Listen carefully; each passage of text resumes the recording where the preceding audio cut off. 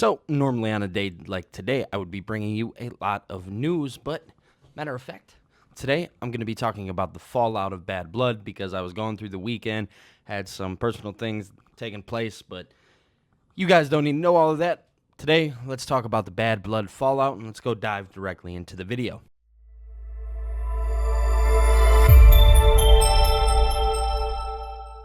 Yo, what's going on, guys? So the first thing that I want to chit-chat about and have a conversation about is the return of no other than Dwayne Johnson. Yes, Dwayne "The Rock" Johnson returned at Bad Blood following the Cody Rhodes, Roman Reigns taking on the Bloodline match.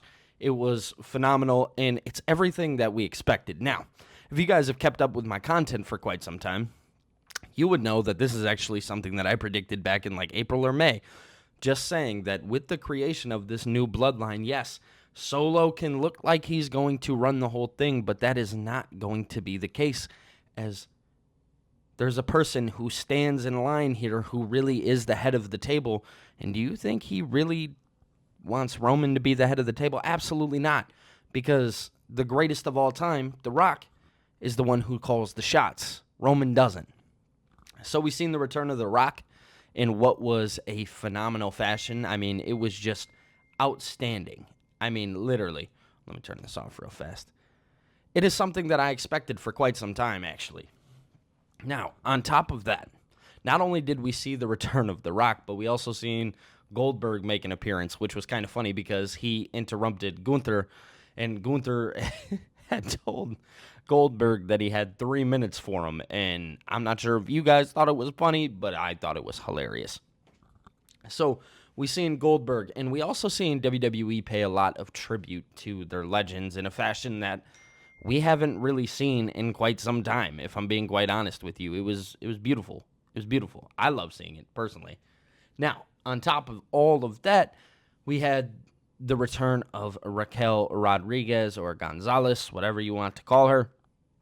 We seen the return of her, and it was during the Liv Morgan and Rhea Ripley match. Now, sadly, the problem with this was there was actually a botch that took place. The ref kind of had to call the match a DQ. It was not supposed to be a DQ finish. Raquel was supposed to just come in, beat up Rhea, and then allow Liv to get the pin. But the ref just kind of watched it all happen. So the ref was like, oh, well, I guess I got to call the match. So there was a little bit of a botch there, sadly. But, hey, it is what it is. Not only did we see the return there of her, we also seen the return of Jimmy Uso. Now, a lot of us had speculated what was going on with Jimmy. Where's Jimmy? When's he going to come back? When's he going to come back? Well, he's going to come back when he is most needed. And in this time, he was very, very needed. Now, on top of all of this, there was so much that took place this weekend. It was insane. There was a video speculating around Twitter of Solo Sikoa. He was talking about The Rock because he was in the stands. He said it's all a part of the plan, which, again, if you go back to my videos in April, May, whatever, you will hear me say, yes, The Rock is the leader of this, and yes, The Rock is going to be he's going to be the reason why Roman has to go through his trials and tribulations, I guess, if you will. Then there was an outdoor segment that WWE strictly just relied on the fans for, which I think is awesome. Kevin Owens turned heel, and he beat up Cody Rhodes. Why? We'll find out on SmackDown.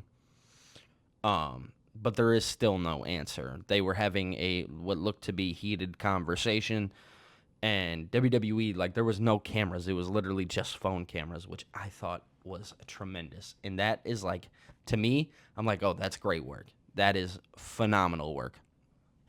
So we seen Kevin Owens turn heel out of nowhere. And there's so many things that just happened, and I really just wanted to update you guys with everything that was going on. So this is more of a fallout video and just kind of talk about it, and you guys give me your thoughts down in the comments section below and what you guys liked about Bad Blood, what you didn't like about Bad Blood, because I know that some people felt a certain way about the pay-per-view, just kind of saying along the lines that, maybe not all of the matches necessarily fit. Tiffany Stratton and Nia Jax and Bayley, that might not have needed to be on the show. On top of that, there were just a couple matches that they could have main evented like a Raw or a SmackDown or whatever the case is. and you could have got away with him there. Because I know tonight we're going to see Gunther taking on Sami Zayn for the World Heavyweight Championship, which I think that would have been great for this show. Pete Dunne and Sheamus, or Carmelo and Andrade, excuse me, would have been great for this show. But ultimately, WWE, I think, put on a great pay-per-view. And the one thing that I haven't talked about yet was that classic between CM Punk and Drew McIntyre. And it's so crazy to think that these guys, Drew McIntyre and CM Punk, were not even supposed to have this feud. This was something that wasn't even supposed to take place, but it did, because they had to pivot away from CM Punk being hurt and not being able to face Seth Rollins, and they needed to find something for Seth Rollins, which ultimately they did. But overall, this has been the greatest feud, at least of the year, for sure, in my book. If you guys feel differently, definitely let me know down in the comment section below. But CM Punk and Drew McIntyre have put on what is one of the greatest feuds that I've seen in quite some time, if I'm being honest with you, in their Hell in a Cell match. If you guys haven't watched it yet, I know the replay's on Peacock. Go watch it. Go watch it 100%. I did not watch the pay-per-view live. I will let you guys know that right now. I did not watch it live, but I went back and I watched it, and I feel like I still got that same feeling that maybe I would have had if I did watch it live. Like, I was still shocked. I turned off my phone. I didn't let Twitter tell me what was going on. I legitimately just kept up with everything the following day.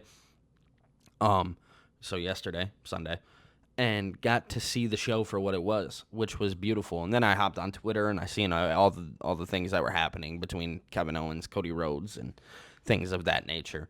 But ultimately, I thought the show, at least in my book, it was good. It was what I wanted out of a show, if I'm being quite honest with you. I was entertained, which I think is the most important part if you're watching shows like this. You just want to be entertained.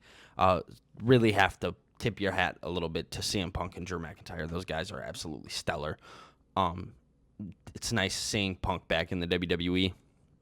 Now, I do question, are we going to see him wrestle on a Raw? Are we going to see him wrestle on just like your everyday show? I hope so. Because one thing I'm noticing, at least for Punk, is that he for sure, could use the TV time, put on a match on Raw. I'm not saying you have to do it every week or anything like that, just because you understand that Punk is he's an attraction. And I would just love to see him get the reps again, because Drew McIntyre is obviously out getting his reps, and he looks great. But I will tell you, they beat the shit out of each other. They look like they really hated each other, and ultimately they probably do. Somewhere deep down, Drew McIntyre probably does hate Punk, because that shit looked too real to not hate somebody. But yeah, I want to say, what other matches did we have? So we had the 4 Nia. Oh, we had the announcement of the Crown Jewel Championship. That was another big thing that took place, and that was during the Goldberg and the Goldberg Gunther, that whole thing. That was Triple H announcing the Crown Jewel Championship. I'll have more on that in a later video. I still feel just iffy about it, if I'm being quite honest with you. I'm happy that they're doing something for Crown Jewel to kind of add a little more oomph to it.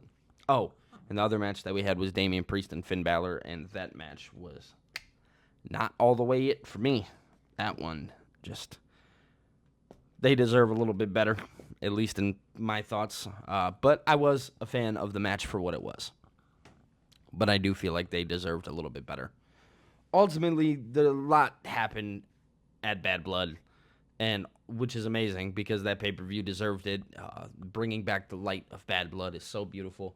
But ultimately, you guys can let me know your thoughts down below in the comment section. What did you guys think of the show? Are you happy the Rock's back, Jimmy? All of them. You guys, every single story that I talked about here, just feel free to comment on.